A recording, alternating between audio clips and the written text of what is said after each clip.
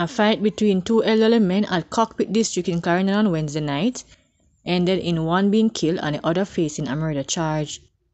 Dead is 62-year-old Bonita Stewart, otherwise called Mickey Mouse, a farmer, while in police custody 61-year-old fisherman Michael Foster, otherwise called Racing, both from the Cockpit District.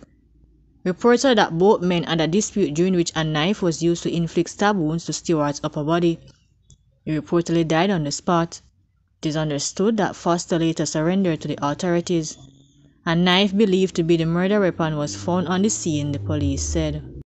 4 persons were shot and injured at a popular bar on Beckford Street, Savannah Lamar, Westmoreland on Valentine's Day. According to the police corporate communication unit, the incident happened shortly after 10 p.m. Observer Online understands that the 2 victims are women who reside in Savannah Lamar. Wednesday's night shooting is the second of its kind. 3 weeks ago, 5 patrons at a party were shot and injured meters away from the popular bar.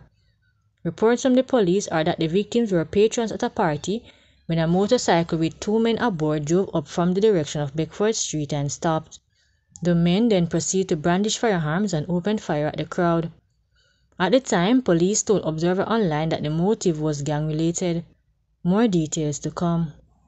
A man who went to a farmer's yard to pick fruits ended up finding his dead body in Clarendon on Thursday. The deceased farmer has been identified as 41-year-old Eric Campbell, a resident of James Hill in Frankfield. Reports reaching Observer Online indicated that around 11 a.m., a resident of the community went to Campbell's home to pick fruits and smelled a foul scent coming from inside the house. The man alerted other residents of the community. Checks were later made by the residents, who discovered the now deceased body and summoned the police.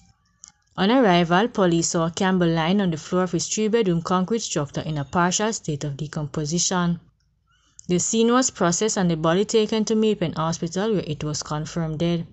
It was later transported to the morgue pending a post-mortem examination.